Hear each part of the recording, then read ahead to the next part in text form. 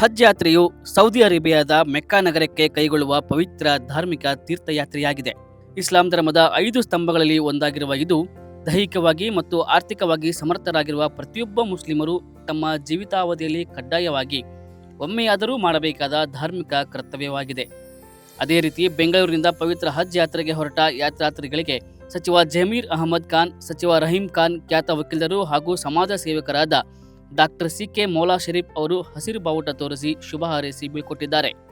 ಯಾತ್ರಾರ್ಥಿಗಳು ಸುಗಮ ಹಾಗೂ ಯಶಸ್ವಿ ಪ್ರಯಾಣಕ್ಕಾಗಿ ವಿಶೇಷ ಪ್ರಾರ್ಥನೆ ಮತ್ತು ದುವಾ ನೆರವೇರಿಸಲಾಯಿತು.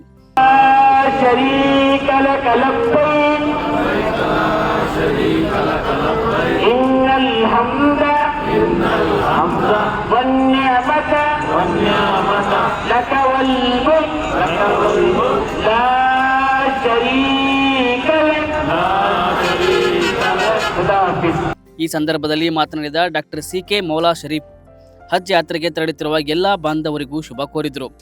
8 ಬಸ್ಗಳಲ್ಲಿ 400ಕ್ಕೂ ಹೆಚ್ಚು ಮಂದಿ ಹಜ್ ಯಾತ್ರೆಗೆ ತೆರಳಿದ್ದು, ಸಚಿವ ಡಾಕ್ಟರ್ ಸಿ.ಕೆ. ಮೌಲಾ ಶರೀಫ್ ಅವರು ಯಾತ್ರಾರ್ಥಿಗಳಿಗೆ ಶುಭ ಕೋರಿದರು.